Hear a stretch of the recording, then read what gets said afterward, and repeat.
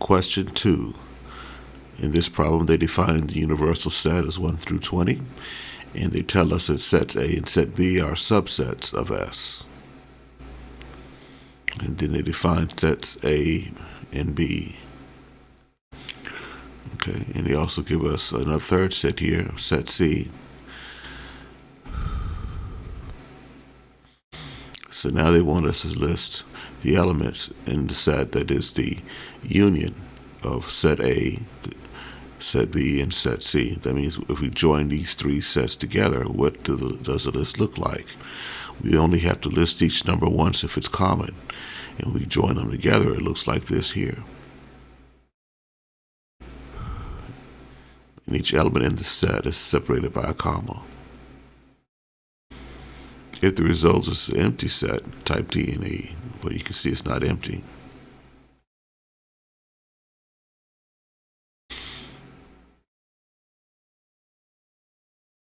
Then it says the union. Then I was asking about which points do they share? Do they have any points in common? All three of them.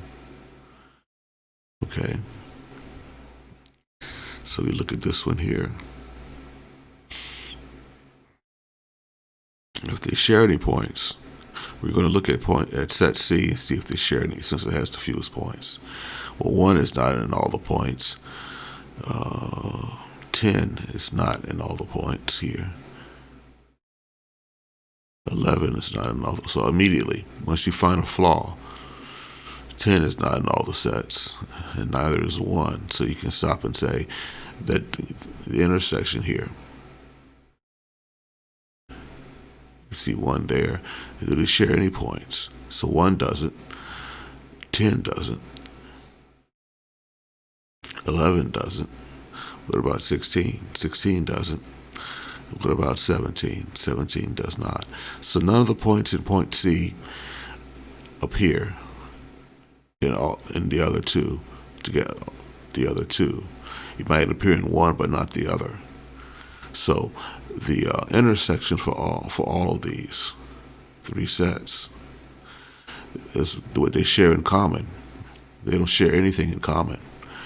In this case, you type in, if it's the empty set, type D and E. So they type in D and E here.